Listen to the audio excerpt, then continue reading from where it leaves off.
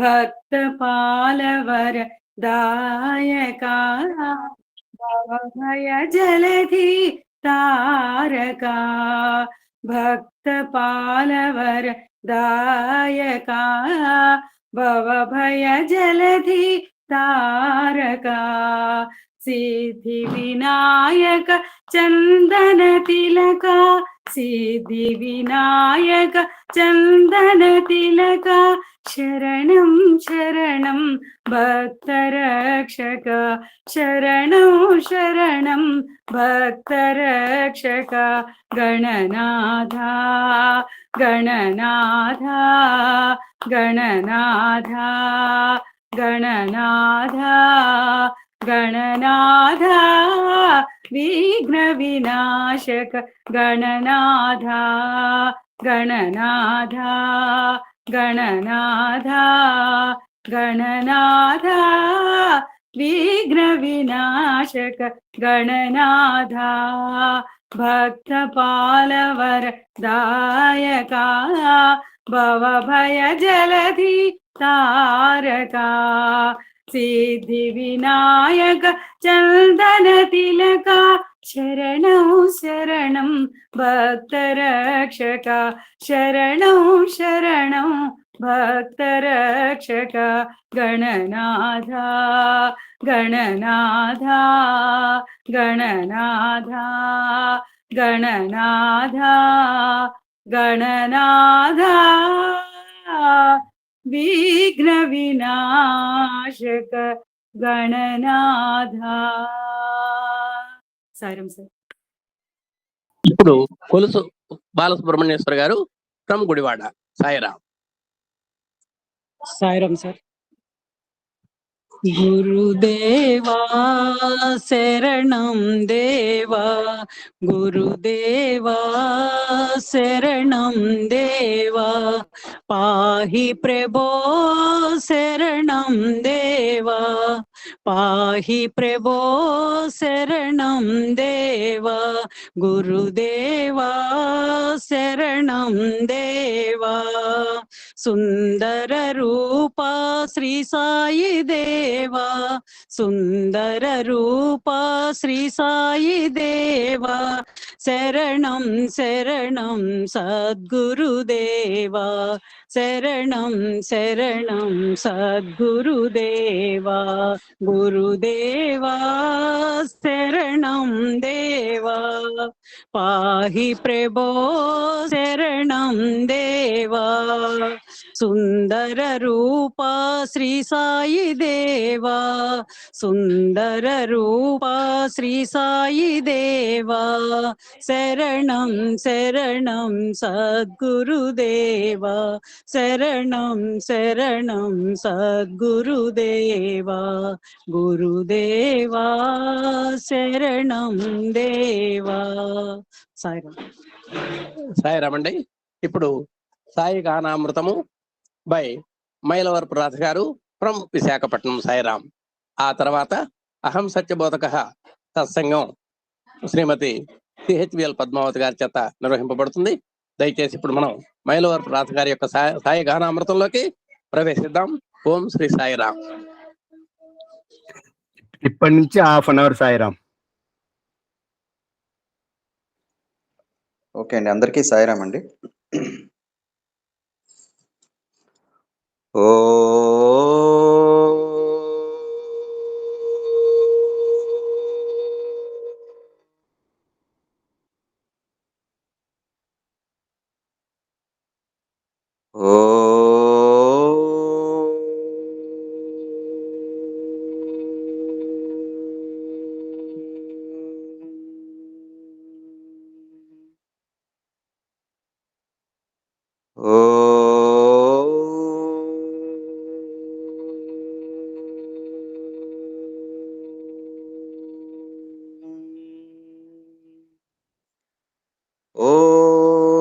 गणानां त्वा गणपतिगं हवामहे कविं कवीनामुपमस्रवस्तमं ज्येष्ठराजं ब्रह्मणां ब्रह्मणस्पत आन शृण्वन्नोतिभिः सीदसादनम् प्रणो देवी सरस्वती वाजेभिर्वाजिनीवती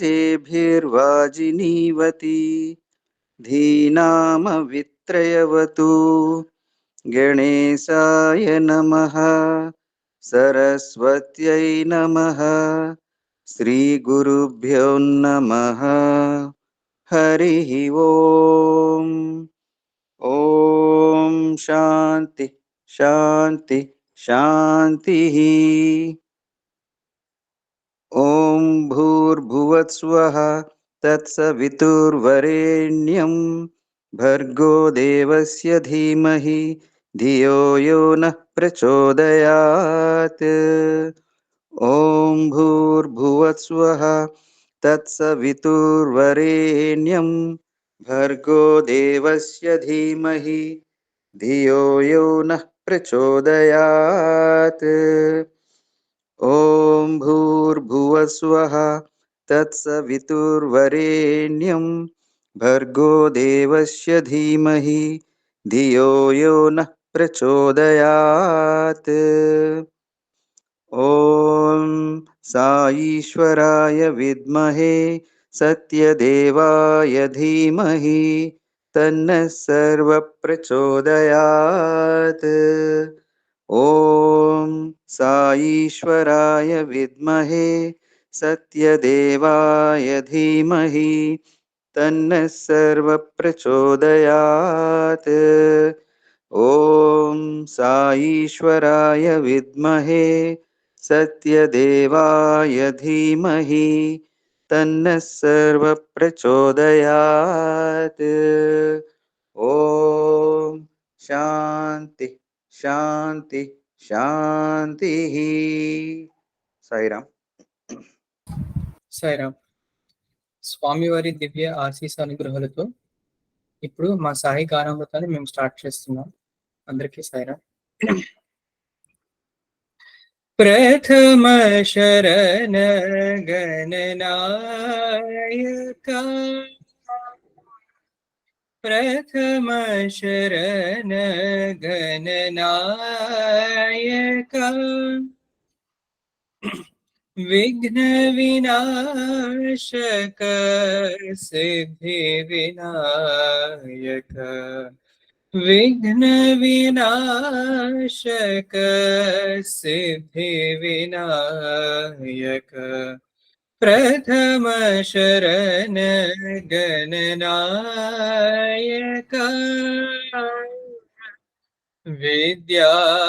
విద్యాదాయక బుద్ధి ప్రదాయక విద్యాదాయక బుద్ధి ప్రదాయక మూషిక పాహి గజానన మూషిక పాహి గజానన ప్రథమ శరణ గణనాయక విఘ్న వినాశక సిద్ధి వినాయక ప్రథమ శరణ గణనాయక విద్యాదాయక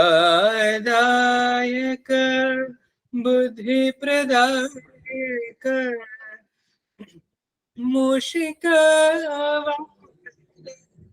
పాహి గజానన మూషిక పాహి గజానన ప్రథమ శరణ గణనాయక.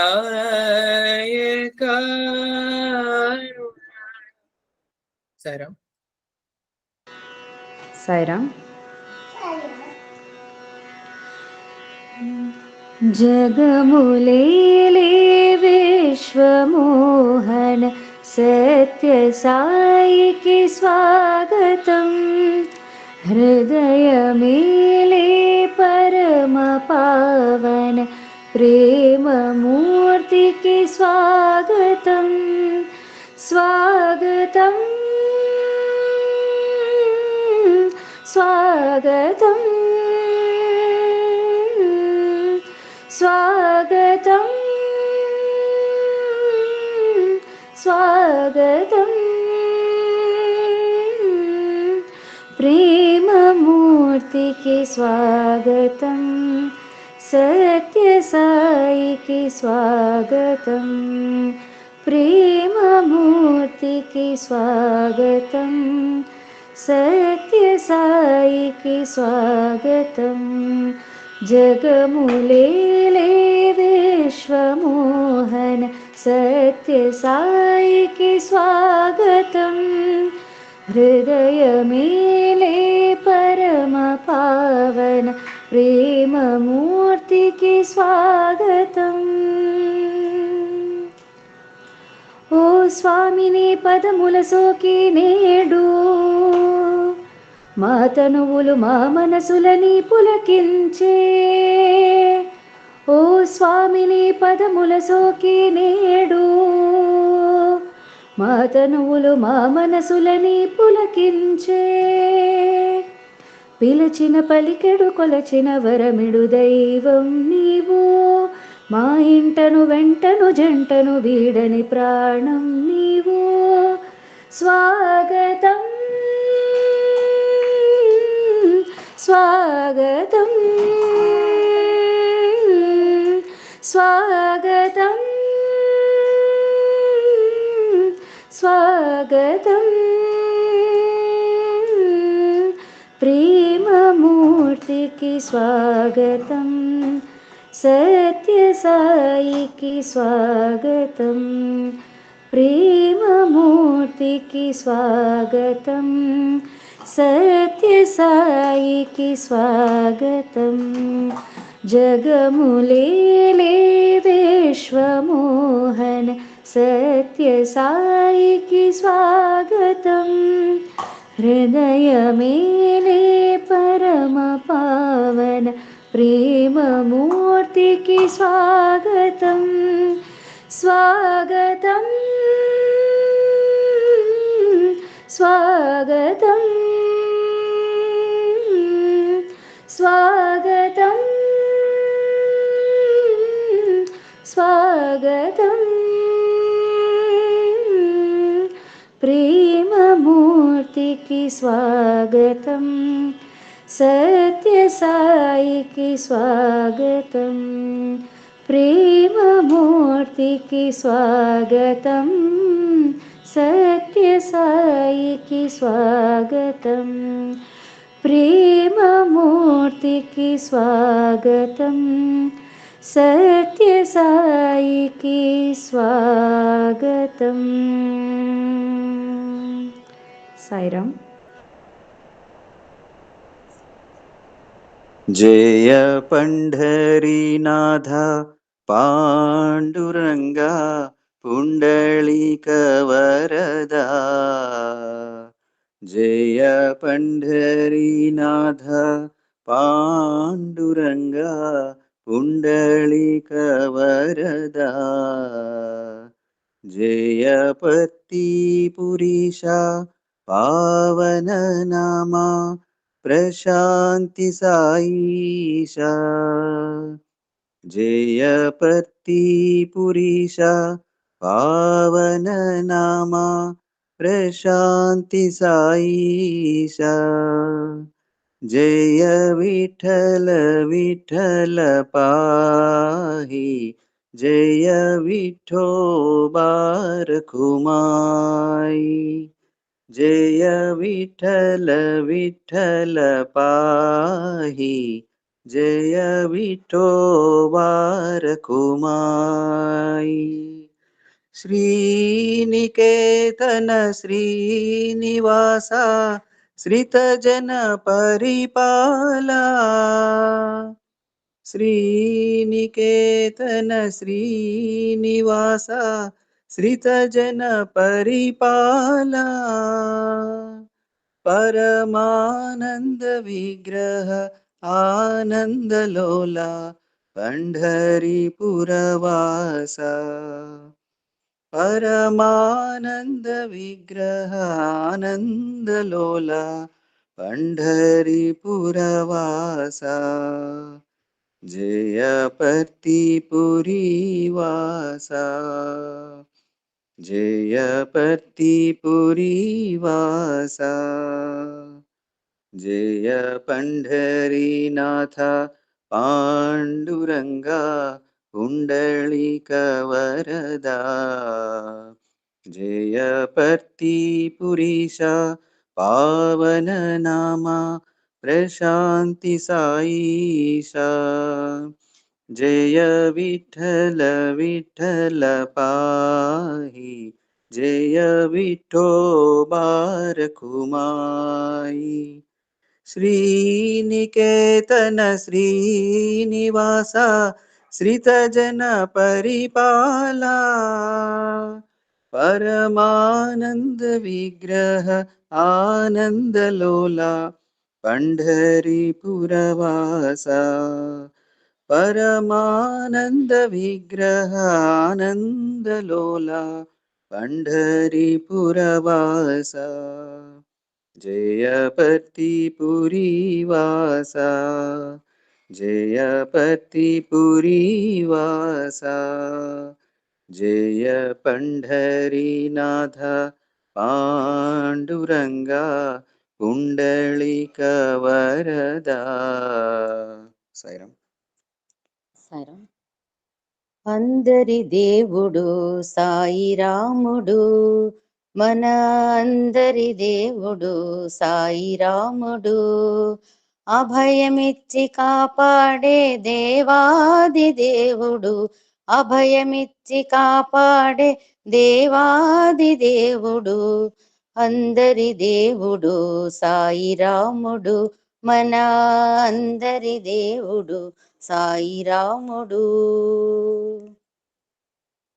నిర్మల ప్రేమమూర్తి సాయిరాముడు, నిర్మల ప్రేమమూర్తి సాయిరాముడు, నిరాకార పరబ్రహ్మ సాయిరాముడు, నిరాకార పరబ్రహ్మ సాయిరాముడు, సర్వదేవతాతీతుడు సాయిరాముడు, సర్వదేవతాతీతుడు సాయిరాముడు, సర్వ జగద్రక్షకుడు సత్య సాయిరాముడు, సర్వ జగద్రక్షకుడు సత్య సాయిరాముడు, అందరి దేవుడు సాయిరాముడు, మన అందరి దేవుడు సాయిరాముడు, అభయమిచ్చి కాపాడే దేవాది దేవుడు, అందరి దేవుడు సాయిరాముడు. ధనముకు లొంగడు పూజకు పొంగడు, ధనముకు లొంగడు పూజకు పొంగడు, గుడి గోపురాలకు అసలే అందడు, గుడి గోపురాలకు అసలే అందడు, సాయి సాయి అని నోరారా పలికితే, సాయి సాయి అని నోరారా పలికితే సాక్షాత్కరిస్తాడు సత్య సాయి రాముడు, సాక్షాత్కరిస్తాడు సత్య సాయి రాముడు, అందరి దేవుడు సాయిరాముడు, మన అందరి దేవుడు సాయిరాముడు, అభయమిచ్చి కాపాడే దేవాది దేవుడు, అందరి దేవుడు సాయిరాముడు, మన అందరి దేవుడు సాయిరాముడు. కులభేదం చూడడు మతభేదం ఎంచడు, కులభేదం చూడడు మతభేదం ఎంచడు, మాయా మర్మము లేని మనసు నీయమంటాడు, మాయా మర్మము లేని మనసు నీయమంటాడు, దీనుల కన్నీరు తుడిచి మనసారా సేవిస్తే,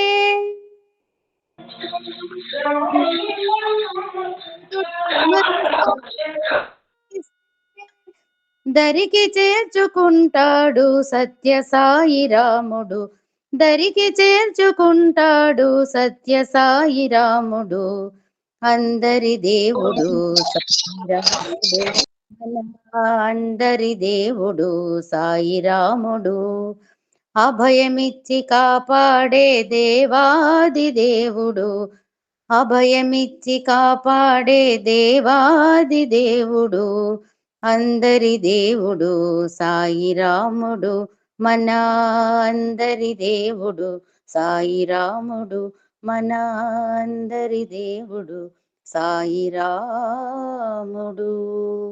సాయిరాం. సాయిరాం. సాయి నామం సాయి నామం సత్యనామం வாழ்கவே, பர்த்திவாழும் பரவநாமம் பவித்ர நாமம் வாழ்கவே, காவியுதயில் ஜோதி வடிவில் தோன்றும் சாய் நாமமாடி, கோவிலுருவாய் கீதை மொழியாய் மலரும் சாய் மகிமை வாடி, சாயி நாமம் சாயி நாமம் சத்யநாமம் வாழ்கவே, மாயவி மாதவனாகி மணிதீப ஜோதியாகி, அன்பெனும் பாதை தந்தாய் சாய் ராமா, பூவாகி பூங்கனியாகி பொய்யாடும் தேவனாகி, பாசத்தை பரிசாய் தந்தாய் சாய் ராமா, சாய் வழி சரணாகதி உயிரோஹினி உனக்கே என ஸ்ரீபர்த்தியில் உன் பாதத்தில் கலந்த பின் துவேது ஜன்மமே, சாயி நாமம் சாயி நாமம் சத்யநாமம் வாழ்கவே, தீரார்த்த தாகம் தீர்த்தாய் ஆகாய கங்கை வார்த்தாய், வாராத வந்த மழை நீ சாய் ராமா, வற்றாத நதியை போலே ஐயோடும் நேரை போலே, ஊரார்க்கு கருணை சாய்தாய் சாய் ராமா, அழகாய் வரும் திருமால் ரதம் அடிலாடிடும் அருரோல்வியும், கார்மேகமாயால் மேயும் அன்பினை தொடியும் அழகவாழ்கே, சாயி நாமம் சாயி நாமம் சத்யநாமம் வாழ்கவே, நீ కన్న వేరవరయ్యా ఒక చూపే చాలు కదయ్యా, మా జన్మధన్యము కాదా సాయినాథ, దాహాలు తీరని వేళ తాపాన మునిగిన వేళ అమృతమే అందించావు దేవదేవా.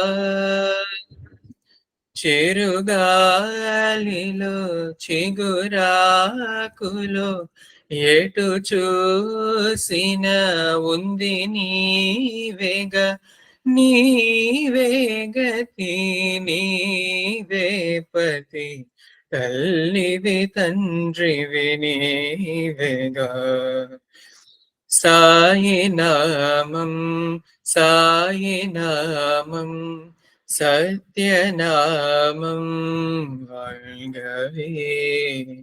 பர்த்தேவாழும் பரவன் நாமம் பவித்ர நாமம் வாழ்கவே. காவியுதயில் ஜோதி வடிவில் தோன்றும் சாய் நாமமாடி கோவிலுருவாய் கீதை மொழியாய் மலரும் சாய் மகிமை வாடி. சாய் நாமம் சாய் நாமம் சத்யநாமம் வாழ்கவே. சைராம்.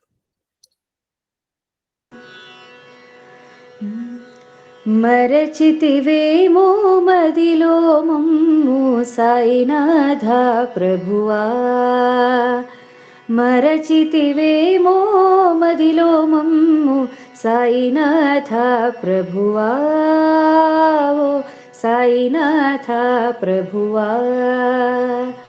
మరుగు చేరితిమి మముదరి చేర్తుము, మరుగు చేరితిమి మముదరి చేర్తుము మానితవర ప్రభువా కనవ సాయినాథ ప్రభువా. మానితవర ప్రభువా కనవ సాయినాథ ప్రభువా, ఓ సాయినాథ ప్రభువా. వ్యాధుల తోడన్ బాధల నొందన్, వ్యాధుల తోడన్ బాధల నొందన్ వ్యథలన్ బడుటే విధియా మాకు, వ్యథలన్ బడుటే విధియా మాకు. ఈధర పాపంబులు భరింప, ఈధర పాపంబులు భరింప వెలసితి వటదేవా సాయినాథ ప్రభువా. వెలసితి వటదేవా సాయినాథ ప్రభువా, ఓ సాయినాథ ప్రభువా. మరచితివేమో మదిలో మమ్ము సాయినాథ ప్రభువా, ఓ సాయినాథ ప్రభువా. ఆపద్బాంధవుడంచు వింటిన్ ఆదరించుమని వేడుకొంటిన్, ఆపద్బాంధవుడంచు వింటిన్ ఆదరించుమని వేడుకొంటిన్. మాపై మీ కృప చూపుమటంటిన్, మాపై మీ కృప చూపుమటంటిన్. మము విడనాడగజూచెదవా సాయినాథ ప్రభువా. మము విడనాడగజూచెదవా సాయినాథ ప్రభువా, ఓ సాయినాథ ప్రభువా.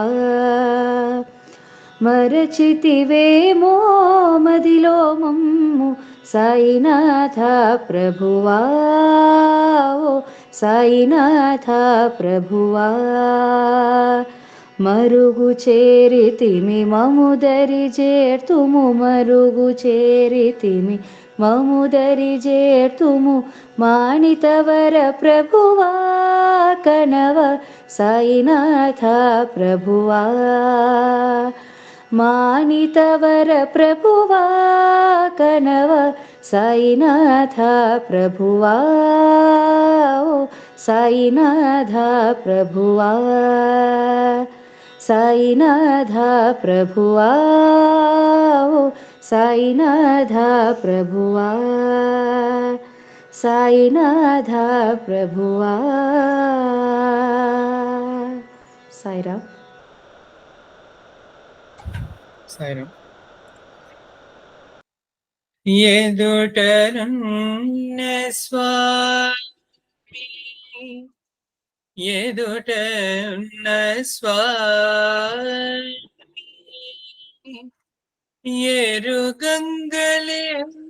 ఎరుగంగలేనట్లు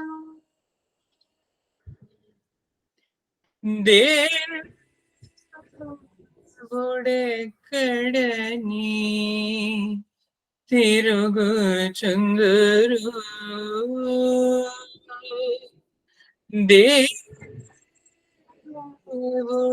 దేవుడెక్కడని తిరుగుచుందురు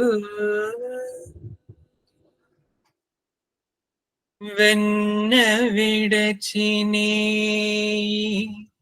వెన్న విడచినే వెదుకుటాడిన ఎట్లు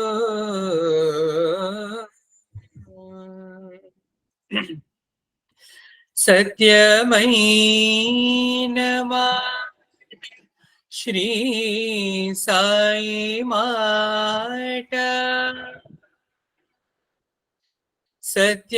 సత్యమైన మాట శ్రీ సాయి మాట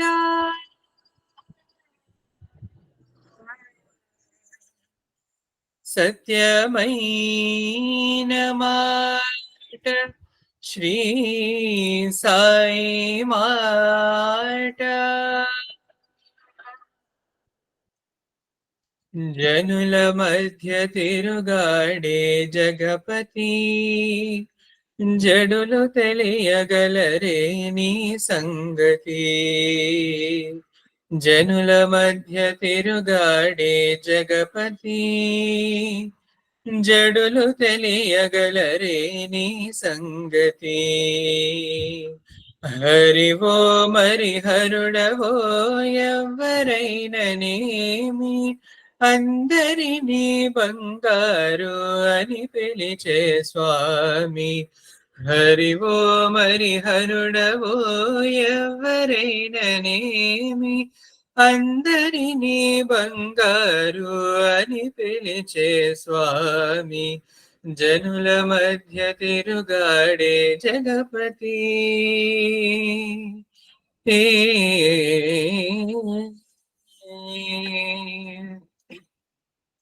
పుట్టపర్తిలో ఉన్న పుడమి ఎంత నీదే ఎట్టి ఎండకైనా నీ గొడుగు నీడమాదే పుట్టపర్తిలో ఉన్న పుడమి ఎంత నీదే ఎట్టి ఎండకైనా నీ గొడుగు నీడమాదే రాతి గొంతు తడిపి తప్పిదేచిన చేయి రాతలన్నీ మార్చేసిన రత్నాకర సాయి రాతి గొంతు తడిపి తప్పిదేచిన చేయి రాతలన్నీ మార్చేసిన రత్నాకర సాయి జనుల మధ్య తిరుగాడే జగపతి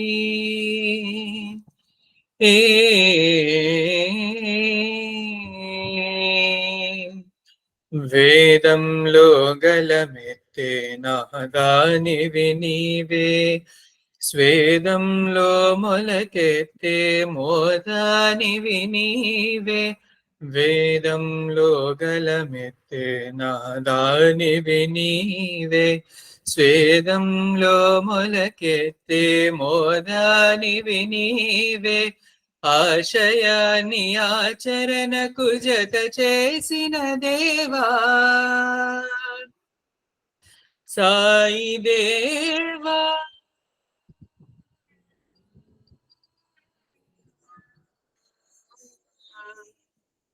సాయి దేవా ఆశయాన్ని ఆచరణకు జత చేసిన దేవా ఆదర్శము అడుగడుగున శృతి చేసిన ప్రభువా ఆశయాన్ని ఆచరణకు జత చేసిన దేవా ఆదర్శము అడుగడుగున శృతి చేసిన ప్రభువా జనుల మధ్య తిరుగాడే జగపతి జడులు తెలియగలరే నీ సంగతి హరివో మరి హరుడవో ఎవరైననేమి అందరినీ బంగారు అని పిలిచే స్వామి జనుల మధ్య తిరుగాడే జగపతి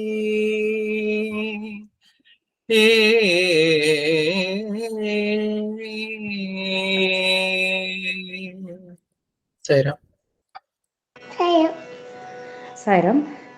రామచంద్రాయ జనకరాజామనోహరాయ మామకాభీష్టదాయ మహితమంగళం కోసలేంద్రాయ మందహాసదాసపోషణాయ వాసవాది వినుత సద్వరాయ మంగళం చారుకుంకుమోపేత చందనాది చర్చితాయ హారకశోభితాయ భూరి మంగళం విమలరూపాయ వివిధ వేదాంత వేద్యాయ సుముఖ చిత్తకామిత సుభగమంగళం పుండరీకాక్షాయ పూర్ణచంద్రవదనాయ అండజవాహనాయ అతులమంగళం దేవకి సుపుత్రాయ దేవదేవోత్తమాయ భావజ గురువరాయ భవ్యమంగళం రామదాస మృదుల హృదయ తామరస నివాసాయ స్వామి భద్రగిరివరాయ సర్వమంగళం రామదాస మృదుల హృదయ తామరస నివాసాయ స్వామి భద్రగిరివరాయ సర్వమంగళం స్వామి భద్రగిరివరాయ సర్వమంగళం సర్వమంగళం సర్వమంగళం. ఓం సర్వం శ్రీ సాయీశ్వరార్పణమస్తు. ఓం శాంతి శాంతి శాంతి. సాయిరామ్.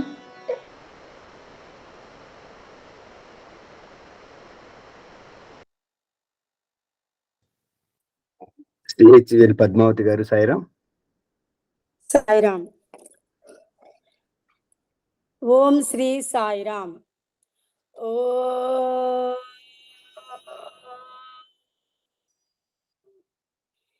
సాయీశ్వరాయ విద్మహే సత్యదేవాయ ధీమహి తన్నః సర్వ ప్రచోదయాత్. సర్వదేవతాతీత భగవాన్ శ్రీ సత్యసాయి బాబా వారి పాద పద్మములకు శతకోటి వందనములు. మన అహం సత్యబోధక కుటుంబ అధినేత శ్రీ మల్లెల లక్ష్మీనారాయణ గారికి, వారి శ్రీమతి వరలక్ష్మి గారికి శతకోటి వందనములు తెలియజేసుకుంటున్నాను. ఈ అహం సత్యబోధక గ్రంథములో స్వామి జన్మదిన సందేశములు చదివి వినిపించుటకు నాకు అవకాశం ఇచ్చిన మన గురువు గారు అహం సత్యబోధక అధినేత శ్రీ మల్లెల లక్ష్మీనారాయణ గారికి శతకోటి వందనములు తెలియచేసుకుంటున్నాను. ఈ సత్సంగంలో పాల్గొన్న పెద్దలు, పూజ్యులు, సోదర సోదరీమణులందరికీ కూడా కృతజ్ఞతాభివందనములు తెలియచేసుకుంటున్నాను. ఓం శ్రీ సాయిరామ్. శ్రీ సత్యసాయి ప్రేమ తత్వము నిస్వార్థమైనది, నిర్మలమైనది మరియు పవిత్రమైనది అనే అంశము మీద 1979 సంవత్సరంలో బాబావారి జన్మదిన సమయమున ఆ రోజున సందేశం ఇచ్చిన సందేశం ఈరోజు మనం తెలుసుకుంటున్నాము. సాయిరాం. యుగధర్మ పద్ధతులు వెగళితమై ఉంట నయ మార్గమున ద్రిప్పే నడుపు కొరకు లోకంబులెల్ల కల్లోలమై చెడియుంట నిష్కల్మషము చేసి నెగడు కొరకు దుర్మార్గ బద్ధులై కృంగి దీనతనుంట సాధు సంరక్షణ సలుపు కొరకు కాల సందిగ్ధ విగ్రహలూక్తులయ్యుంట భాష్యార్థ గోప్యముల్ తెలుపు కొరకు క్ష్మాభారము బాబి భూదేవి మనుపు కొరకు త్రేతనొసగిన కోర్కెల తీర్చు వరకు అవతరించెను అచ్యుతుడు అవనియందు సత్యరూపుడై పర్తిలో చూడుడిపుడు. మనము ఈ శ్లోకంలో బాబావారి ఫస్ట్ చదివిన దాంట్లో స్వామి ఎక్కడ సందేశం ఇచ్చిన మొదటి ఏదో ఒక మనకి శ్లోకం ద్వారా తెలియచే శ్లోకం చదివి వినిపిన తర్వాత ఆయన సందేశాన్ని మనకు వినిపిస్తుంటారు. ఇందులో స్వామి ఏం చెప్తున్నారంటే, ప్రతి యుగంలోని మనందరికీ తెలిసినదే ధర్మ సంరక్షణ కోసము, దుష్ట శిక్షణ కోసము భగవంతుడు అనేక అవతారాలు ఎత్తి ఈ సాధు జనావాళ్ళందరినీ కూడా ఉద్ధరించడం అనేది మనందరం చూస్తున్నాము, తెలుసు. అయితే ఇందులో అన్ని యుగాల్లోని కూడా ప్రతి యుగంలోని కూడా ధర్మము పద్ధతులు తప్పిపోతున్నప్పుడు కొత్త మార్గంలో మళ్ళీ ఈ ప్రజలందరినీ నడిపించడానికి లోకంలో అన్నీ కూడా చెడిపోయి ఉండడం, తర్వాత వాటిని నిష్కల్మషము చేసే ప్రకాశము తెచ్చి వాళ్ళకి వెలుగు చూపించడం కొరకు, తర్వాత చాలా మంది దుర్మార్గబద్ధులై ఉండిపోయి వాళ్ళు కృంగిపోయి దీన స్థితిలో ఉండడం, తర్వాత ఈ సాధు సంరక్షణ కొరకు కాల సందిగ్ధ విగ్రహలూక్తులై ఆ యుగానికి ఈ యుగానికి మధ్యలో కాలం సందిగ్ధంలో ఉండిపోయినప్పుడు వాళ్ళందరినీ కూడా ఉద్ధరించటకు క్షమాభారము బాబి భూదేవన్న. క్షమా అంటే ఇక్కడ భూమి, ఈ భూమి మీద భారం అంతటిని కూడా తొలగించి భూదేవికి మనుగడ కొరకు కోరికలు తీర్చుట కొరకు కూడా అచ్యుతుడు ఇక్కడ విష్ణుమూర్తి అవతరిస్తూనే ఉన్నాడు అవని మీద. అలాగా మనకి ఈ పుట్టపర్తిలో సత్యరూపుడై పర్తిలో స్వామి సత్యసాయి బాబాగా అవతరించారు. ఆ స్వామిని మనం ఇప్పుడు చూడుడిప్పుడు అని శ్లోకంలో స్వామి చెప్పారు. ఇక్కడ ప్రేమ స్వరూపులారా, ప్రతి మానవుని హృదయమునందు తీవ్రమైన ఒక అపేక్ష ఉంటున్నది. అది ఏమనగా అచంచలమైన స్థిరమైన ఆనంద అభీష్టము. ఇట్టి ఆనందము నిమిత్తమై ప్రతి మానవుడు కూడాను రాత్రింబవలు విధి విరామము లేకుండా కృషి సల్పుతున్నాడు. కానీ ఆనందమును అందుకోలేకపోతున్నాడు. కారణము ఏమిటి? దేహేంద్రియములే తానని భావించి వాటి అనుభవ నిమిత్తమై ప్రయత్నములు సల్పడమే. ఆనందమే తాను అనే సత్యాన్ని గుర్తించుకోలేకపోతున్నాడు మానవుడు. ఉపనిషత్తులు చక్కని ఉపమానము చేత ఈ సందేహమును నివారణ గావిస్తూ వచ్చినవి. శిష్టాగుణ సంపన్న అనింది ఒక శ్లోకంలో పదం. ఈ శిష్ట అనగా పిండి, గుడ అనగా బెల్లము. బియ్యపు పిండైనా గోధుమ పిండైనా స్వతసిద్ధముగా తీయగా ఉండదు. ఈ పిండి యందు బెల్లము చేరినప్పుడే దానికి మాధుర్యము వస్తుంది. ఈ బెల్లము పిండిలో చేరి సర్వత్రా మాధుర్యము అందిస్తున్నది. ఏతావాత దీని యొక్క ఆదర్శమేమనగా ప్రపంచము పిండి వంటిది. ఇది కేవలము దైవము యొక్క మాధుర్య సంపదయే కాని ప్రకృతి యొక్క సంపద కాదు. దీనిని పురస్కరించుకొనియే ఉపనిషత్తులు అనేక విధములైన ఆదర్శములను నిరూపిస్తూ వచ్చాయి. స్వామి తర్వాత మరొక అంశాన్ని మనకి సందేశంలో తెలియచేస్తున్నారు.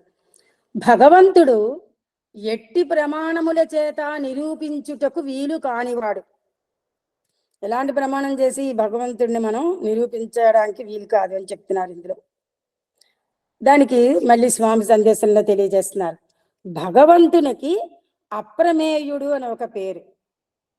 అప్రమేయుడు అనగా ఎట్టి ప్రమాణముల చేత కూడాను అతనిని నిరూపించుటకు వీలు కానటువంటి వాడని అర్థము.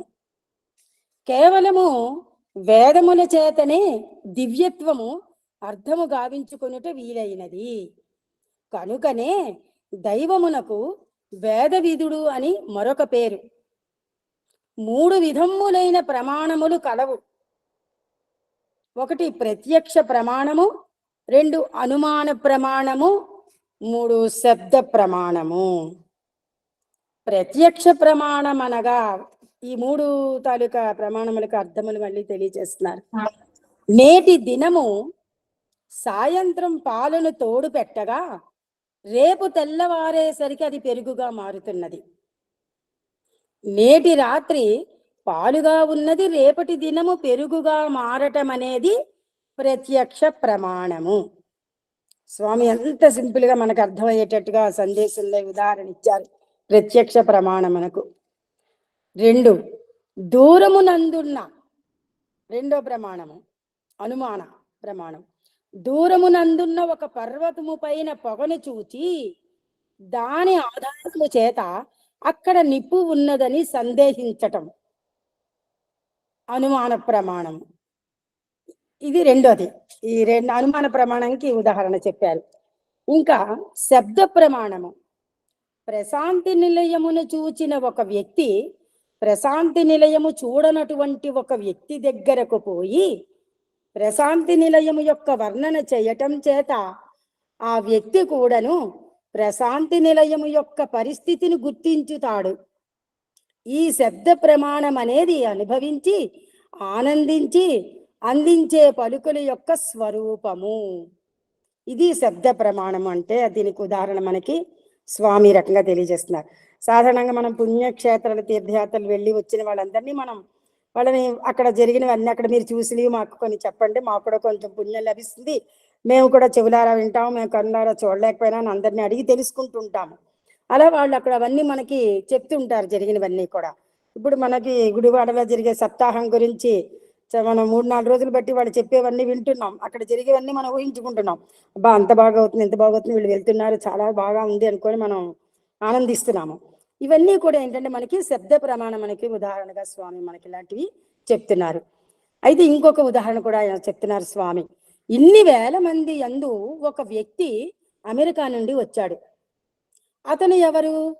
Sathya Sai world council member Dick Bos. అతని పేరు డిక్ బాస్. ఈ డిక్ బాస్ను ఇది వరకు ఎవ్వరూ చూచిన వారు లేరు.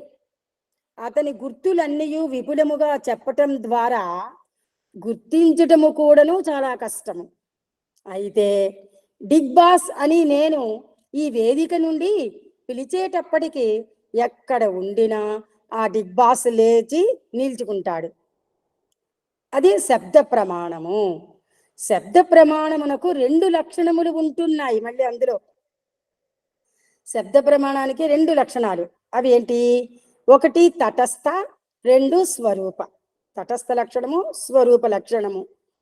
తటస్థ లక్షణం అనగా తాత్కాలికమైన గుర్తులు నిరూపించి శాశ్వతమైన స్వరూపాన్ని చెప్పటం. దీనికి చక్కని ఉదాహరణ స్వామి మనకి తెలియజేస్తున్నారు. ఆ కాకి కూర్చున్న ఇల్లు ఫలానా వారి ఇల్లు అని మనం చెబుతాం. అలా అక్కడ మనం ఎవరికైనా వీధిలో ఇల్లు ఎవరినైనా పోల్చాలంటే ఫలానా జెండా ఉంటుంది చూడండి, లేదా ఫలానా బోర్డు ఉంటుంది చూడండి, లేదా వాళ్ళ ఇంటి ముందు ఏదో చెట్టు ఉంటుంది చూడండి. ఇలాంటివి రకరకాలు మనం కొంచెం ల్యాండ్ మార్క్ కింద సింబల్స్ చెప్తుంటాం అన్నమాట. అలాగా ఈ తటస్థ లక్షణానికి ఉదాహరణ ఆ కాకి కూర్చున్న ఇల్లు ఫలానా వాళ్ళ ఇల్లు అని మనం చెబుతాం. కానీ అది కేవలం ఏంటి? ఆ కాకి అక్కడ కూర్చుంటుందా? కూర్చోదు.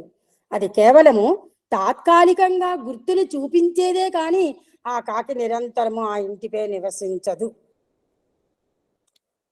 ఇట్టి తటస్థ లక్షణముల చేత భగవంతుని రాముడు, కృష్ణుడు, ఈశ్వరుడు, విష్ణువు, అల్లా అనేటటువంటి కొన్ని స్వరూపముల చేత తాత్కాలికంగా మనము భావిస్తూ ఆరాధిస్తూ ఆనందిస్తున్నాము.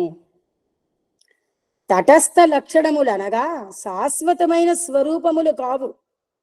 ఇవి లోక కళ్యాణ నిమిత్తమై, ధర్మస్థాపన నిమిత్తమై, లోక సంరక్షణ నిమిత్తమై, మానవాదర్శ నిమిత్తమై ఏర్పడే ఆకారములు మాత్రమే. ఇంకా స్వరూప లక్షణం అనగా సత్యజ్ఞానమనంతం బ్రహ్మ. సత్యం బ్రహ్మ, జ్ఞానం బ్రహ్మ, అనంతం బ్రహ్మ. ఇవి శాశ్వతమైన స్వరూప లక్షణములు. ఇది దేశ కాల పాత్రలకు అతీతమైన స్వరూపము అయినప్పటికీ దేశ కాల పదార్థముల యందు ప్రవేశించి ప్రకాశించి తద్వారా ఆనందమును అందిస్తున్నది. ఇక్కడ దేశకాల పదార్థం అంటే వస్తువులు, ప్రవేశించి ప్రకాశించి అంటే వెలుగుతూ, వాటి ద్వారా మనకు ఆనందాన్ని అందిస్తున్నది. తర్వాత అంశము స్వామి మళ్ళీ మనకి సందేశంలో ఇస్తున్నారు. ఆ అంశము అస్థి, భాతి, ప్రియము అనే మూడు కూడా దైవ లక్షణములు. ఈ అస్థి, భాతి, ప్రియము అనే వాటి గురించి ఈ సందేశంలో చూద్దాం. ప్రపంచమునందు కల ప్రతి పదార్థమునందు కూడాను, ప్రతి పదార్థం అంటే ప్రతి వస్తువు కూడా 5 లక్షణములు ఉంటున్నవి. అవి అస్థి, భాతి, ప్రియ, రూప, నామములు 5. మొదటిది అస్థి అనగా ఒక వస్తువు ఉన్నదని నిరూపించటం. అయితే వస్తువు ఉండినప్పటికీ వస్తువు ఉన్నది అని నిరూపించుటకు ప్రకాశము అత్యవసరము. ప్రకాశం అంటే వెలుగు. ఈ ప్రకాశమే లేకుండినా వస్తువు ఉన్నదని మనము నిర్ణయము చేసుకొనలేము. వస్తువు ఉన్నది అని అనుకోవటము కేవలము అస్థి శబ్దము యొక్క లక్షణం. వస్తువును ప్రకాశింపజేయునది భాతి అనే ప్రకాశ లక్షణము. ఇక్కడ భాతి అంటే వెలుగు అని అర్థము. అయితే మన యొక్క సమయస్ఫూర్తి, దానిని ప్రేమించటము, దీనినే ప్రియము అన్నారు. మూడవది ప్రియము అంటే ఇక్కడ మనకేంటి ఇష్టం. అయితే సమయస్ఫూర్తిగా మనము ప్రేమిస్తున్నాము కానీ సర్వకాలముల యందు మనము ప్రేమించటము లేదు ఏ వస్తువునైనా. ఉదాహరణకు స్వామి ఇక్కడ మనకి ఒక ఉదాహరణ చెప్తున్నారు. ఆకలిని తీసుకున్నాం. ఆకలి ఏంటి? సమయమునందు అన్నమును మనము విపరీతముగా ప్రేమిస్తున్నాం. మనకు ఆకలి వేస్తుంది, ఆకలప్పుడు మంచినే మనం ఆహారం తీసుకోవాలి. ఆహారంలో అన్నమును తీసుకుంటున్నాం. అప్పుడు ఏంటి? ఆకలి వేసినప్పుడు ఆ అన్నాన్ని మనం విపరీతంగా ప్రేమిస్తున్నాము.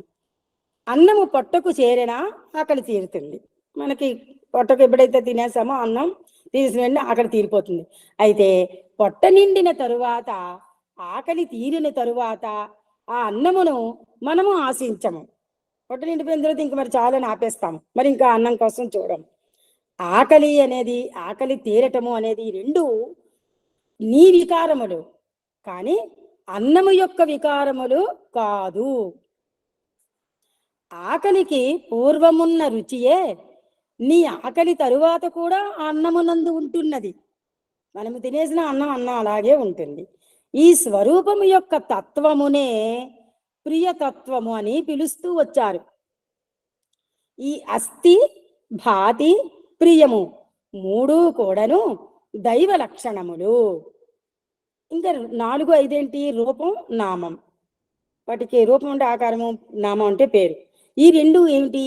మాయా కల్పితములు. ఈ మాయా కల్పితములైన రూపనామములందు కూడాను అస్థి, భాతి, ప్రియత్వమనే దైవత్వము సర్వత్రా ఇమిడి ఉంటున్నది. జగత్తునందు ఏ పదార్థమునకైనా ఒక కర్త అంటూ లేకుండా నిర్మాణము జరగడానికి వీలుండదు. జగత్తులో ఏ పదార్థమైనా, ఏ వస్తువైనా మనకి తయారవ్వాలి అంటే ఒక కర్త అనేది లేకుండా ఆ నిర్మాణం జరగడానికి అవకాశం లేదు. ఏదో ఒక ప్రదేశమునందు, ఏదో ఒక రూపమునందు ఆ పదార్థము యొక్క కర్త ఉండే ఉంటాడు. ప్రాపంచిక సంబంధమైన పదార్థములకు కర్త ఎవరో మనము నిర్ణయించటానికి సాధ్యమవుతుంది.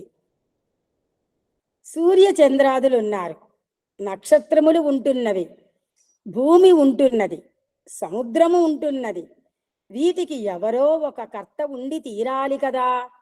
వారెవరు?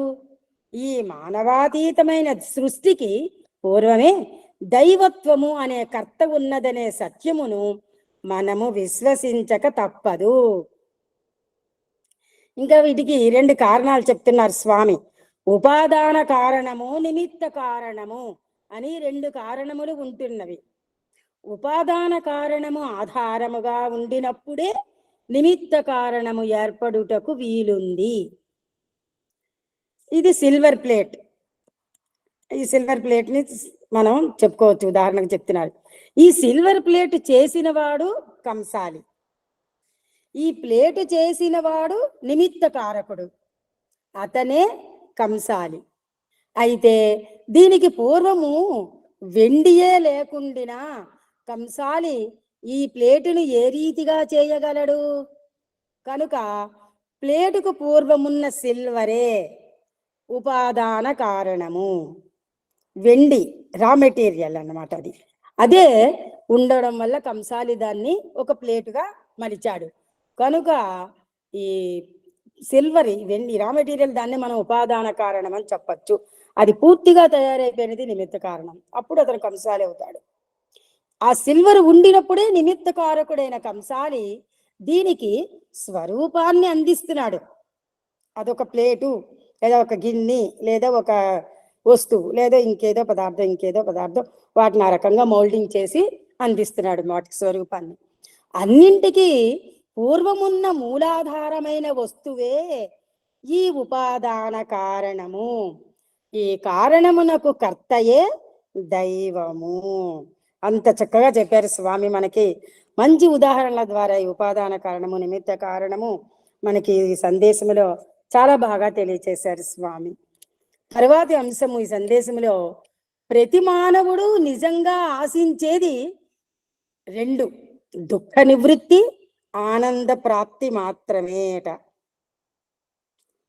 ఆనందము అనేది సర్వత్రా ఉన్నదే గాని కేవలము ఏదో ఒక ప్రదేశమునందు, ఏదో ఒక మార్గమునందు మాత్రమే మనము అనుభవించగలమని ఆశించటము కేవలము అజ్ఞానం. ఏ మానవుడైనా తన జీవితములో ఆశించున్నటువంటిది 2 మాత్రమే. ఈ 2 ఏమిటి?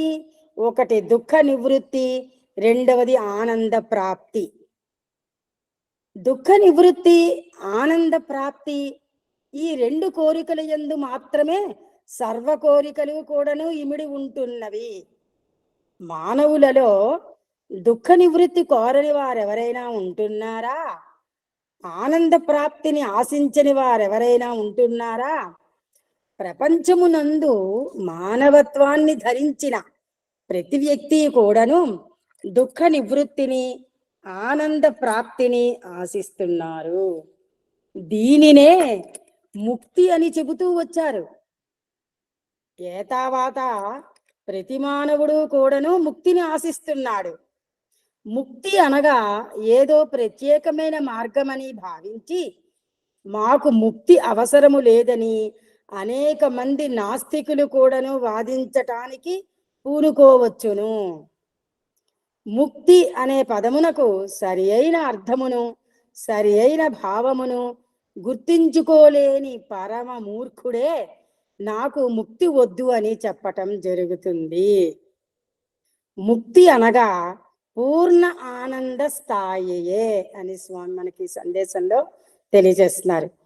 దీనిని గురించి శాస్త్రమునందు అనేక విధములైన వాదోపవాదములు అనాది కాలము నుండి జరుగుతూ వస్తున్నవి. కర్మ సిద్ధాంతము ప్రధానమా, జ్ఞానము అవసరమా అనే వాదోపవాదములు నేటికి కూడాను పరిపూర్ణ స్థితిని అందుకోలేకపోతున్నాయి. చిత్తస్య శుద్ధయే కర్మ అన్నారు. అంటే ఏంటి? కర్మ ద్వారా చిత్తశుద్ధి మాత్రమే కలుగుచున్నది కానీ ఆనంద ప్రాప్తి మనకు లభించటము లేదు.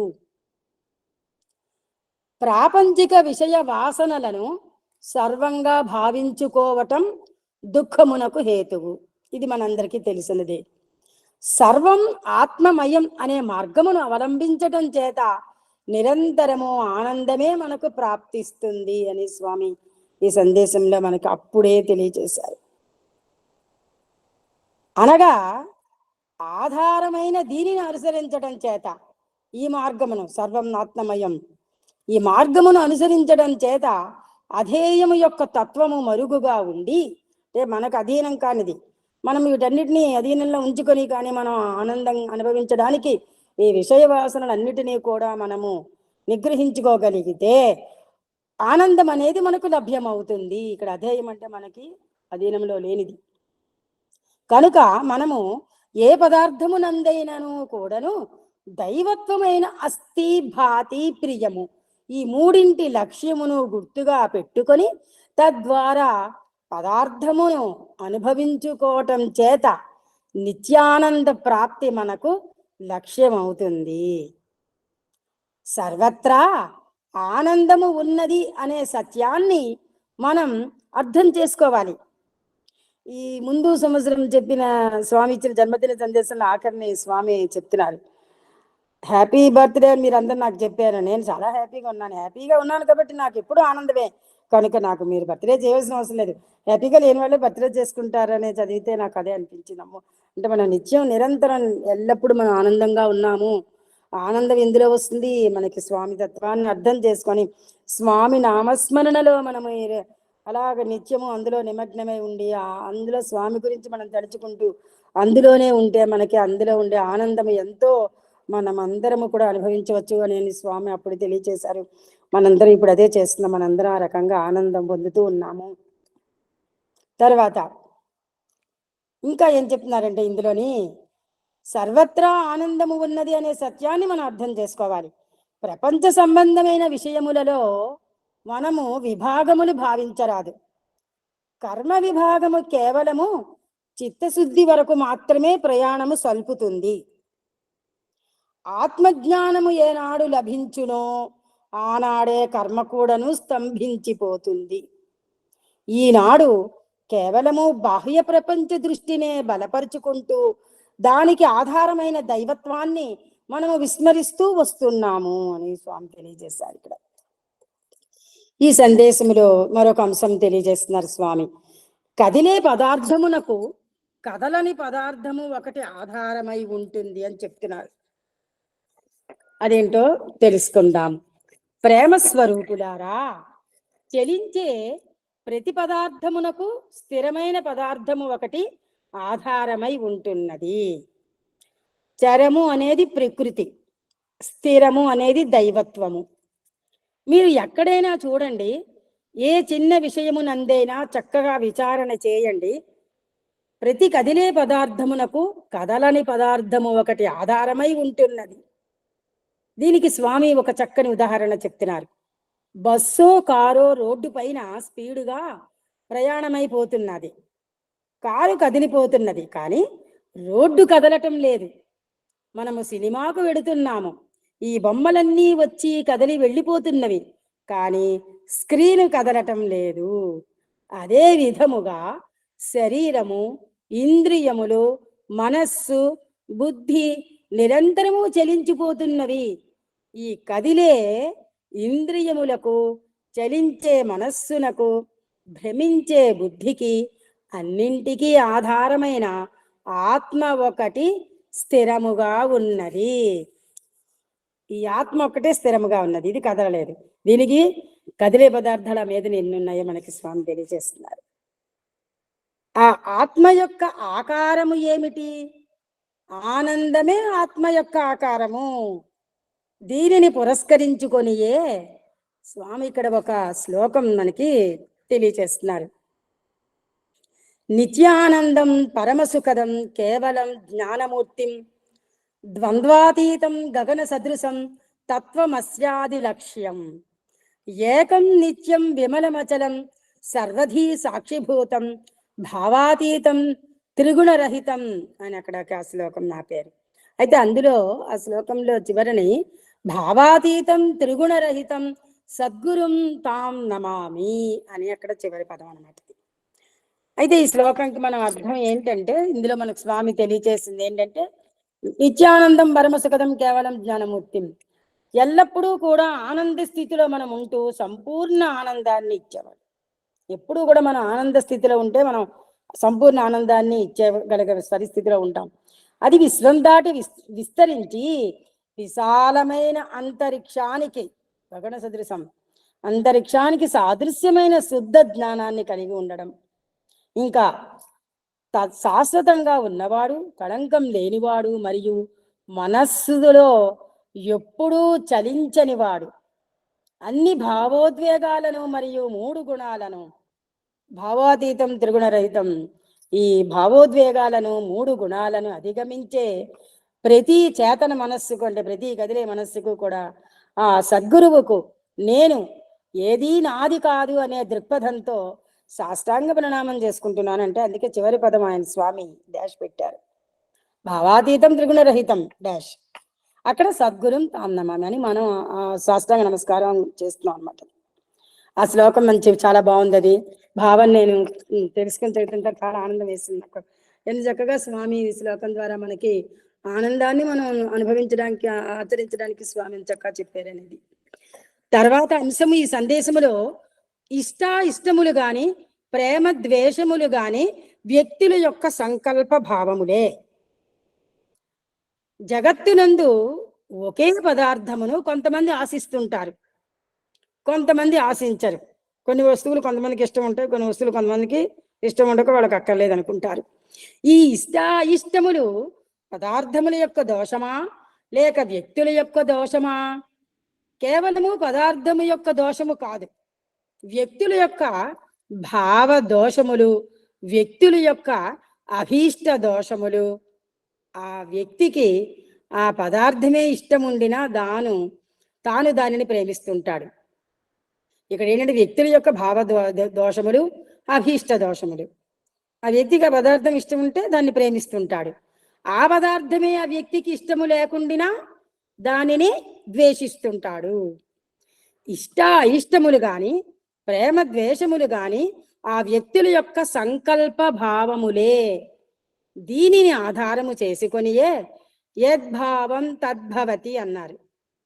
తనలోనున్న భావములే, తనలోనున్న ఊహలే, తనలోనున్న తలంపులే, తాను ఆచరించే ప్రవర్తనలే తనకు మంచి చెడ్డలుగా రూపొందుతూ వస్తుంటాయి. నేను మంచియా చెడ్డయా అనే విషయము నాకు మాత్రమే తెలియను గాని ఇతరులకు తెలుసుకోవటానికి వీలు కాదు. కారణమేమనగా నాపై నీకు మంచి భావమే ఉంటే నేను మంచివాడను అంటున్నావు, నా పైన నీకు చెడ్డ భావమే ఉంటే నేను చెడ్డవాడు అంటున్నావు. చెడ్డ మంచి నీలో వచ్చిన మార్పే కానీ నా నుండి వచ్చినవి కావు అని స్వామి చెప్తున్నారు. కనుక ఆకారము ధరించటం చేత, అనేక విధములైన మార్గములు అవలంబించటం చేత కొన్ని రకములైన అయిష్టములనేవి జగత్తునందు ఆవరిస్తూ ఉంటాయి. మంచి చెడ్డలన్నీ కూడాను మానవుని యొక్క కల్పితములే గాని మాధవుని యొక్క చర్యలు కావు.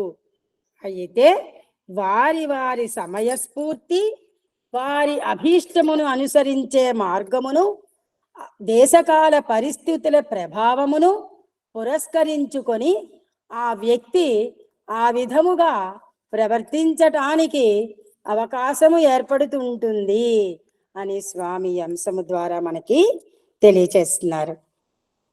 ఇంకొక అంశము తెలియజేశారు ఈ సందేశంలో, మరొకటి చూద్దాం.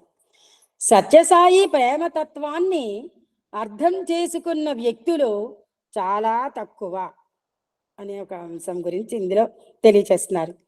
రాత్రి మీరు దర్శించి ఆనందించారు. జీసస్ క్రైస్ట్ చిత్రాన్ని, జీసస్కు అతి సమీపుడుగా ఉండిన భక్తుడిగా ఉండిన జూడాసు చరిత్ర మీకు తెలిసే ఉంటుంది. ప్రాణ సమానముగా భావించి ప్రేమించిన జూడాస్ కడపటికి ధనాశకు గురి అయి తన గురువునే ద్వేషులకు అప్పచెప్పటానికి ప్రయత్నించాడు. ఈ ధనాశ కేవలము ఒక పిశాచము వలె మానవుని యందు జొరబడి తద్వారా మంచి చెడ్డల విచక్షణా జ్ఞానము కోల్పోయి అనేక విధములైన పెడమార్గము పట్టటానికి ప్రయత్నిస్తుంది. అయితే 1900 సంవత్సరములకు పూర్వము ఏదో ఒక్క జూడాస్ మాత్రమే ఉండేవాడు. ఈనాడు అనేక మంది జూడాసులు తయారవుతున్నారు. సత్యసాయి యొక్క కీర్తి జగద్వ్యాప్తి కావటం చేత అనేక మంది అసూయాపరులు అనేక విధములైన కథలను కల్పించి ఏదో ఒక విధముగా భారతీయ సంస్కృతిని కొంతవరకు కించపరచాలని ధనాస చేత అనేక మంది అనేక దుష్ప్రచారము చేయటానికి ప్రయత్నిస్తున్నారు. అసూయాపరుల చిత్తము నిరంతరము అనర్థములతోనే కూడి ఉంటాయి. ఇది యుగ యుగముల నుండి దైవత్వమును వెంటాడుచున్న దుష్ప్రచార ప్రభావమే. ఇటువంటి దుష్ప్రచారములు కేవలము తాత్కాలికమైన ఉద్రేకములను అందించగలవే గాని అవతార పురుషుల యశస్సును ఏమాత్రము తగ్గించలేవు. యశస్సు అంటే ఇక్కడ కీర్తి. అవతార పురుషుల యొక్క గొప్పతనాన్ని, వాళ్ళ కీర్తిని అవి ఏమాత్రం తగ్గించవు. తర్వాత సత్యసాయి ప్రేమతత్వాన్ని అర్థము చేసుకున్న వ్యక్తులు చాలా తక్కువ. ఈ ప్రేమతత్వము కేవలము నిస్వార్థమైనది, నిర్మలమైనటువంటిది, పవిత్రమైనది. అనేక దేశములందు మారుమ్రోగుతున్న సత్యసాయి యొక్క కీర్తిని సహించుకోలేని దుర్మార్గులు కొంతమంది ఉంటుంటారు. ఈ విధమైన ప్రచారములకు ప్రభావితులైన వారు గంతకు తగిన బొంతలు అన్నట్లుగా కొంతమంది చేరుతుంటారు. అట్టి దుర్బుద్ధులు ఉండిన వారే ఇట్టి దుష్ప్రచారమునకు తాళం వేస్తుంటారు. చెడ్డవారికి మంచి యొక్క రుచి తెలియదు. పంది బురద మెచ్చు పన్నీరు మెచ్చునా. ఇట్టి దుష్ప్రచారములనే ఆశించేవారు కేవలము దుర్బుద్ధులతో ఉన్నవారు. సన్మార్గములో సద్బుద్ధితోనున్నవారు ఏమాత్రము ఇటువంటి దుష్ప్రచారాన్ని అంగీకరించరు. చెప్పు తినిడి కుక్క చెరకు తీ పెరుగునా. ధనాస చూపించి భారతీయ సంస్కృతిని కించపరచాలని చెప్పి విదేశీయులు అనేక ప్రయత్నాలు చేస్తుంటారు. ఇవి కేవలము సంకుచిత స్వభావము కలిగిన వ్యక్తుల యొక్క భావములే గాని సమత్వముతో కూడిన వ్యక్తుల యొక్క పరివర్తన కానేరదు. సత్యసాయి యొక్క పవిత్రమైన శక్తి సామర్థ్యములు అతి త్వరలోనే జగద్వ్యాప్తిగాంచి యావత్ ప్రపంచమునకు దారి చూపుతాయి. ఇందులో స్వామి తన గురించి అప్పుడు ఆ రకంగా మనకి ఆయన తాలూకా శక్తి సామర్థ్యాలన్నీ కూడా ప్రపంచవ్యాప్తం ఎలా అవుతుందని ఆయనాడు చెప్పారు. ఈనాడు మనం ప్రపంచవ్యాప్తంగా శక్తి సామర్థ్యాలు ఎలా ఉన్నాయి మనందరికీ తెలుసును. అది స్వమతాభిమానము ఉండవచ్చును గాని పరమత ద్వేషము ఉండకూడదు అనే ఒక అంశాన్ని తర్వాత సందేశంలో స్వామి తెలియచేస్తున్నారు. సర్వమత సమత్వము అనే పవిత్రతను కొంతమంది ద్వేషిస్తున్నారు. ఇది కేవలము అల్పబుద్ధుల స్వభావమే. రాత్రి మీరు డ్రామాయందు దర్శించారు. కొంతమంది మత పెద్దలు తమ యొక్క అధికారమును నిలబెట్టుకునే నిమిత్తమై, తమ యొక్క దోషములను కప్పిపుచ్చుకునే నిమిత్తమై అనేక ప్రయత్నములు చేసి నిర్దోషి అయిన జీసస్ని హింసించటానికి పూనుకొన్నారు. జీసస్ చేసిన పనులన్నీ పవిత్రమైన స్వార్థరహితమైన పనులు, దీనులను కాపాడినటువంటి పనులు. సర్వమత సమత్వమును ప్రచారము చేసిన వ్యక్తి జీసస్. అల్పబుద్ధితో కూడిన వ్యక్తులు ఈ విధమైన దుష్ప్రచారానికి పూనుకుంటారు. మతాభిమానము ఉండవచ్చును గాని పరమత ద్వేషము ఉండకూడదు. మనకి ఈ మధ్యన వరుసగా 3-4 రోజులు గురువు గారు మనకి జీసస్ గురించి ఎన్నో మంచి విషయాలు చెప్పి ఆయన ఎలాగా ఆయన సర్వమతాల్ని ప్రచారం చేసిన సందర్భాలన్నీ కూడా ఎలాంటి వాళ్ళని ఎలా ఆదరించడం అన్ని కూడా మన గురువుగారి సత్సంగంలో చాలా చక్కగా మనకి తెలియజేశారు. అయితే స్వామి ఇక్కడ ఒక మనకి చిన్న పద్యం చెప్తున్నారు.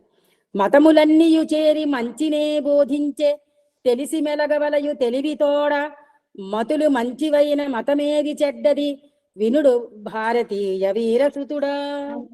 అది ఇందులో స్వామి ఏం చెప్తున్నానంటే ఈ పద్యం ద్వారా నీ మతి చెడ్డదై పరమతములను నీవు ద్వేషిస్తున్నావే గాని నిజముగా నీ మతియే సక్రమమైన మార్గములో ఉంటే పరమతములను దూషించటానికి పూనుకోవు.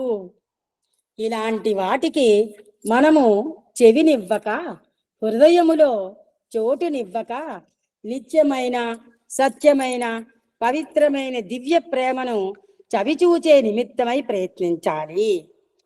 సర్వుల యందు ఉండిన దివ్యమైన ఆనందము ఒక్కటి మాత్రమే. ఏకం సత్ విప్రాహ బహుధా వదంతి. ఉన్నది ఒక్కటే అయినప్పటికీ అనేక మంది అనేక విధములుగా దర్శిస్తూ వస్తున్నారు అని స్వామి మనకి ఈ సందేశంలో తెలియచేశారు. తరువాత అంశము, పాంచభౌతికమైన శరీరము మాత్రమే పుట్టుతుంది. ఇందులో ఏం తెలియజేస్తున్నారంటే స్వామి, అన్ని యుగముల కంటే కూడాను ఈ కలియుగము మహాపవిత్రమైనదిట. వెళ్ళిపోయిన 3 యుగాల కన్నా కూడా ఈ కలియుగము మహాపవిత్రమైనది. నాస్తి నాస్తి మహాభాగా కలికాల సమం యుగం స్మరణాచింతనాయేవా ప్రాప్తోసి పరమాం గతి అని స్వామి శ్లోకం చెప్తున్నారు.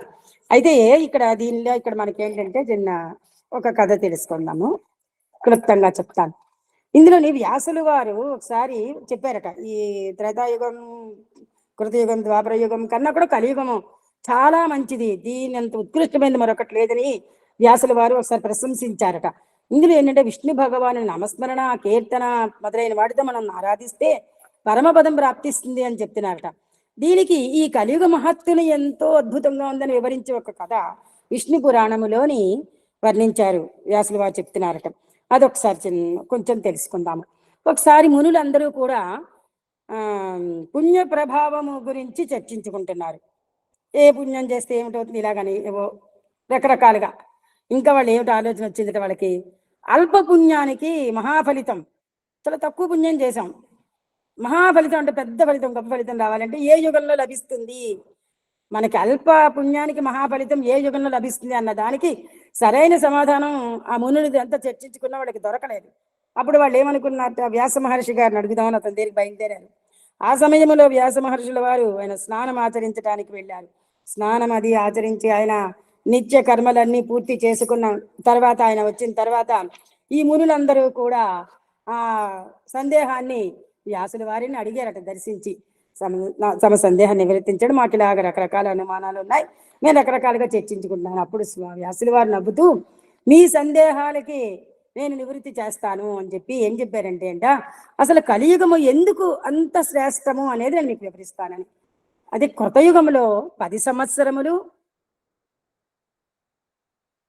తపస్సు, 10 సంవత్సరములు తపస్సు చేయాలట మనం కృతయుగంలో. ఇంకా బ్రహ్మచర్యం, జపము మొదలైన వాటి ద్వారా, మళ్ళీ భగవంతుని సేవించడం ద్వారా కలుగు ఫలితం ఎంత ఫలితం వస్తుంది ఇవన్నీ చేస్తే. ఇంకా త్రేతాయుగములో 1 సంవత్సరము భగవంతుని ఆరాధించడం కలిగే ఫలం, ద్వాపర యుగంలో 1 మాసము భగవంతుని అర్చించడం ద్వారా కలిగే ఫలం. అంటే చూసారు, ఆ 3 యుగాల్లోనే అవన్నీ చేస్తే ఫలాలు వస్తాయి. కానీ కలియుగంలో మాత్రం కేవలము రాత్రి పగలు నామస్మరణ కావించడం మాత్రముననే ప్రాప్తిస్తుంది అని వ్యాసుల వారి మునులకి వాళ్ళకి సందేహం తెలియజేశారట. కనుక కలియుగానికి ఎంత గొప్ప మహత్వం ఉన్నది, ఎంత గొప్పతనం ఉన్నది, ఎంత శ్రేష్టం అని వ్యాసుల వారు ఈ రకంగా వాళ్ళకి తెలియజేశారు. అందువల్ల కలియుగము శ్రేష్టము అని చెప్తున్నారు. అల్ప పుణ్యంకి మహాఫలం కూడా మనకి కలియుగంలోనే లభిస్తుందని వ్యాసుల వారు ఆ మునులకి తెలియజేశారట. చూసారా, అందుకే మనకి గుడివాడ సమితి వాళ్ళు సప్తాహం 7 రోజులు 7x24 గంటలు భజనలు చేసి ఎంతో మందికి పుణ్యాన్ని అందించే కార్యక్రమాన్ని చేపట్టి ఎంతో మంది మన సాయి సోదర సోదరీమణులందరికీ కూడా ఎంతో పుణ్యాన్ని అందిస్తున్నందుకు వాళ్ళకే గుడివాడ సమితి వారందరికీ కూడా స్వామి సదా కాపాడుతూ ఉండాలనే స్వామిని ప్రార్థిస్తున్నాను. సాయిరామ్. తర్వాత చూద్దామండి. అయితే ఈ శ్లోకం ద్వారా స్వామి ఏం చెప్తున్నారంటే, పరమగతిని పొందటానికి కలియుగము మహాసులభమైనది. కృతయుగ, త్రేతాయుగ, ద్వాపర యుగములందు దైవత్వమును గుర్తించుకోవడం చాలా కష్టమైనది. అవతార పురుషులతో వారు సన్నిహిత సంబంధము ఏర్పరచుకోలేకపోయారు. అది ఆ 3 యుగాల్లో భగవంతుడు మనకి అవతారం ఎత్తారు విష్ణుమూర్తి. కానీ వాళ్ళెవరు కూడా, మామూలు ప్రజలు ఎవరు కూడా అతను భగవంతుని దగ్గర కానీ వాళ్ళ దగ్గరికి వెళ్ళలేకపోయారు. నిజముగా ఈ కలియుగమునందు మీరెంత ధన్యులో, నిత్య సత్యమైన ఆనంద స్వరూపముతో నిరంతరము మీరు ఆడుకుంటూ పాడుకుంటూ ఆనందాన్ని అనుభవిస్తున్నారు. ఇది కేవలము పాంచభౌతికమైన శరీరము కాదు. ఈ శరీరము పుట్టి ఉండవచ్చును గాని నేను పుట్టలేదు. ఈ శరీరమునకు 54 సంవత్సరములని చెబుతున్నారు గాని నాకు వయస్సు లేదు. చావు పుట్టుకలేనట్టి శాశ్వతుండు, ఆది మధ్యాంతరహితుడు అనాదివాడు, తాను చావక పుట్టక చంపబడక అంతటను సర్వసాక్షి అయి వెలసియుండు అని స్వామి ఇక్కడ ఒక పద్యాన్ని తెలియజేశారు. విరుద్ధ భావములు ఒకవైపున పర్వతముల వలె పెరుగుతుండగా మరొక వైపున అభివృద్ధి భావములు హిమాలయముల వలె పెరుగుతుంటున్నాయి. అయితే ఈ పెరుగుటకు కానీ తరుగుటకు కానీ నేను ఎంత మాత్రమూ చలించటం లేదు. గోకాకు కూడాను 10 నిమిషములకు పూర్వము చెప్పాడు, నేను రెండింటిపైన 2 హస్తములు పెట్టుకొని ఉంటాను. మంచిని ఆశీర్వదిస్తున్నాను, చెడ్డను ఆశీర్వదిస్తున్నాను. కారణమేమనగా చెడ్డ ఒకవైపు పెరిగినప్పుడే మంచికి విలువ అధికమవుతుంది. వజ్రమునకు అనేక విధములైన కోతలు జరిగినప్పుడే దాని విలువ అధికమవుతుంది. కాచిన చెట్టునకే రాళ్ల దెబ్బలు, కాయని వృక్షాన్ని ఎవ్వరూ ఆశించరు. దూషణ లేకపోతే దుడ్డైనా పెట్టి కొనుక్కోవలసి వస్తుంది. చీకటియే లేకుండినా వెలుతురు యొక్క ప్రకాశమునకు విలువయే ఉండదు. కనుకనే యుగ యుగముల నుండి దివ్యత్వం అనే దైవత్వము వచ్చినప్పుడంతా మంచి చెడు అనే 2 చక్రాలు దీనికి అతికించుకునే వస్తుంటారు. ఈ మంచి చెడ్డలు ఏమిటి? మంచి చెడ్డలు 2 కూడాను ఒక్కటే. ఇక్కడ కూడా స్వామి ఒక శ్లోకం చెప్తున్నారు. మంచి చెడ్డలు 2ను కలిసి ఉండు, దీని విడదీయ ఎవ్వరి వశము కాదు. చెడ్డ ప్రత్యేకముగా ఎందు చూడబోము, మంచి ఫలించలేదేని చెడ్డ ఎంద్రు. చెడ్డ ఫలిస్తే మంచి అంటున్నాము, మంచి ఫలిస్తే చెడ్డ అంటున్నాము. సూర్యోదయము అయినప్పుడు పగలుగా మనము అనుభవిస్తున్నాము, సూర్యాస్తమయము కాగానే రాత్రి అని మనము భావిస్తున్నాము. ఈ రాత్రింబవలకు కారకుడైన సూర్యుడు ఒక్కడే. ఒకటి ఉదయము, రెండవది అస్తమయము. కనుక సుఖము అస్తమించెనా దుఃఖము ప్రకాశిస్తుంది, దుఃఖం అనేది అస్తమించెనా ఆనందము ఉదయిస్తుంది. ఉదయాస్తమయముల సమాన తత్వాన్ని మనము అభివృద్ధి పరచుకోవాలి. లాస్ట్ ఈ సందేశంలో చివరి అంశం అండి ఇది. జనసేవయే జనార్దన సేవ. ప్రేమస్వరూపులారా, దినదినాభివృద్ధి నందుతున్న సాయి సంస్థల యొక్క విశిష్టతను ఎవ్వరూ ఏ విధముగా విమర్శించినప్పటికీ ఏమాత్రము లక్ష్యము చేయక, మన యొక్క లక్ష్యాన్ని వదలక దివ్యమైన మార్గమును అవలంబించి ఈ చిక్కిన ప్రాప్తిని దక్కించుకునే ప్రయత్నానికి మీరు ఎప్పుడు పూనుకుంటారో అప్పుడే మీరు ధన్యులవుతారనే సత్యాన్ని నేను ఘోషిస్తూ నా ప్రసంగాన్ని విరమిస్తున్నాను. ప్రతి వ్యక్తి కూడాను ఆధ్యాత్మిక చిత్తముతో బాటు సేవాభావమును కూడాను అభివృద్ధి గావించుకోవాలని నేను ఆశిస్తున్నాను. తోటి సోదర మానవుల యొక్క పరిస్థితులు కూడాను మనము గుర్తించి సమాజ సేవలో ప్రవేశించాలని నేను ఆశిస్తున్నాను. ఒకవైపున ఆధ్యాత్మికము, ఇంకొక వైపున సమాజ సేవ, ఈ రెండింటి యొక్క తత్వము నెగటివ్ పాజిటివ్గా భావించి మనము 2 చేతులతోనూ పని చేయటానికి ప్రయత్నించాలి.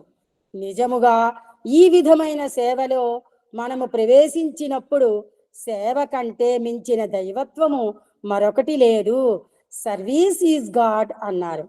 నేటి నుండి రూరల్ డెవలప్మెంట్ కార్యక్రమములో ప్రతి ఒక్కరూ ప్రవేశించి తమ శక్త్యానుసారము సేవలు చేయాలని నేను మీకు ప్రబోధిస్తున్నాను. జనసేవయే జనార్దన సేవ, మానవ సేవయే మాధవ సేవ. రాజకీయవేత్తలు కేవలము ఈ పలుకులు మాత్రము పలుకుతున్నారు గాని సేవకు ముందంజ వేయటం లేదు. సత్యసాయి సంస్థల యొక్క సభ్యులు చెప్పినటువంటి దానిని చేసే దానిలో నిమగ్నులు కావాలి. మానవత్వం అనగా ఏమిటి?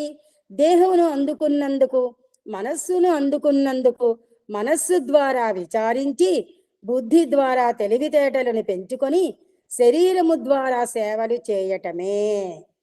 శారీరక, మానసిక, ఆధ్యాత్మిక వృత్తులకు మూడింటికి త్రిపుటి అని పేరు పెడుతూ వచ్చారు. త్రిపుటి అనగా త్రిమూర్తి స్వరూపము కాదు, దేహముతో, మనస్సుతో, చిత్తముతో పని చేసినటువంటిదే త్రిమూర్తి స్వరూపము. త్రిదళం త్రిగుణాకారం త్రినేత్రం చ త్రియాయుధం త్రిజన్మ పాప సంహారం ఏకబిల్వం శివార్పణం.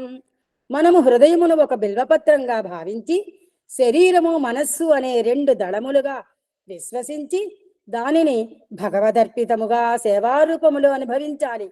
ఈ మూడు కూడాను ఆత్మతో కూడినవిగా ఉంటున్నవి. ఈ విధమైన సేవలలో పాల్గొని సత్యసాయి యొక్క ఆశయాలను జగద్వ్యాప్తి గావించి తద్వారా మీ తోటి మానవులను కూడాను ఆనందపరిచేదానికి మీరు కంకణము కట్టుకోవాలని ఈ దినమునందు ఆదేశించినట్లుగా మీరు నేటి నుండి ఈ కార్యక్రమంలో పాల్గొంటారని నేను ఆశిస్తూ ఆశీర్వదిస్తూ ఈ కార్యము త్వరలోనే దిగ్విజయము కావాలని ఆశీర్వదిస్తున్నాను. తేదీ 23/11/1979 భగవాన్ శ్రీ సత్యసాయి బాబా వారి జన్మదిన సందేశము సమాప్తము. అందరికీ సాయిరాం.